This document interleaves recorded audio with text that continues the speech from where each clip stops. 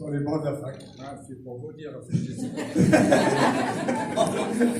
Et après, à l'ALCO, dans mes fonctions professionnelles, lorsqu'il y avait un ministre ou quelqu'un d'important qui venait, le préfet me demandait qui on va voir, on allait toujours à l'ALCO, parce que c'était quand même un lieu emblématique d'Amiens Nord, et on savait que là-bas, il y avait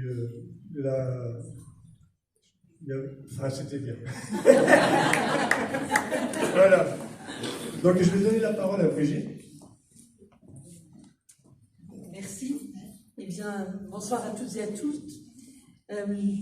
Hier soir, Mohamed m'a appelé, j'étais en plein conseil municipal, et donc, du coup, je lui ai envoyé un petit texto en disant je suis en conseil, envoie-moi plutôt un texto, et il m'a demandé de prendre la parole ce soir, ce que je fais bien volontiers.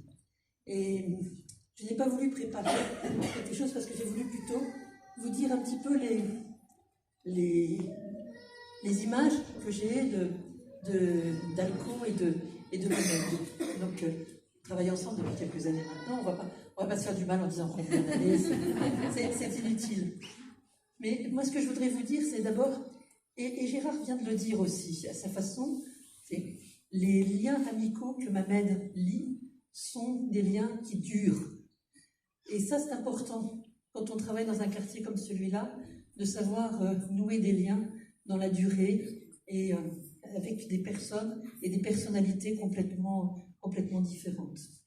Alors, moi, ce qui m'a marqué chez Mohamed, c'est d'abord la capacité de parler avec tout le monde, avec la personne qui est la plus en difficulté, qui se sent parfois isolée, abandonnée, mais aussi avec le préfet, les ministres, qui en effet viennent souvent ici. Il y en a même qui sont passés ici comme élèves et comme habitants, et qui n'ont pas oublié. Des souvenirs donc, du ministre de l'Éducation nationale, je n'ai pas besoin de dire son nom, on l'a tous en tête, qui est passé ici dans les écoles de ce quartier, et qui est passé à Alco, et qui n'a jamais oublié Alco. Ça dit des choses aussi. Et puis, la troisième chose qui me frappe avec Mohamed, c'est que avec lui, tout va toujours bien. Il n'y a pas de problème, il n'y a que des solutions. Tout est toujours possible.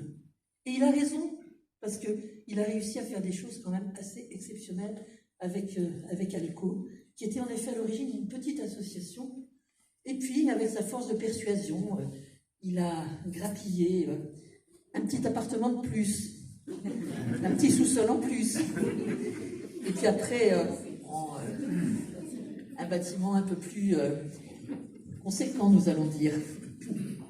Et donc, tout est toujours possible. Et ça, c'est formidable, parce que Mohamed, il fait confiance en l'être humain. Et il se dit que quand il a des enfants face à lui, il a confiance dans leur avenir, il leur fait confiance, et du coup, ça rejaillit sur le regard que les enfants portent sur eux-mêmes. Et je crois que ça, c'est une grande leçon qu'on doit tous continuer à développer. C'est il faut faire confiance à l'être humain, même si parfois des difficultés, bien sûr, mais quoi qu'il en soit, avoir un regard positif sur un enfant et sur un adulte, même s'il est en extrême difficulté, eh bien ça change la vie et ça change le monde. Alors quand j'entends, je vais reprendre un peu les propos de l'ancienne présidente d'Alco, quand j'entends des propos racistes, xénophobes, antisémites aujourd'hui, je me dis que vraiment, indépendamment de tout aspect moral, ceux qui profèrent des paroles de ce genre, ils passent à côté de choses formidables. Parce que grâce à des personnes qui viennent de l'extérieur de notre pays, eh bien, on redécouvre des richesses et on redécouvre le bien vivre ensemble. Donc moi, pour toutes ces raisons-là, je veux dire merci à Mohamed, je veux dire qu'on ne l'oubliera pas et que je suis vraiment très fière et très heureuse de le rencontrer.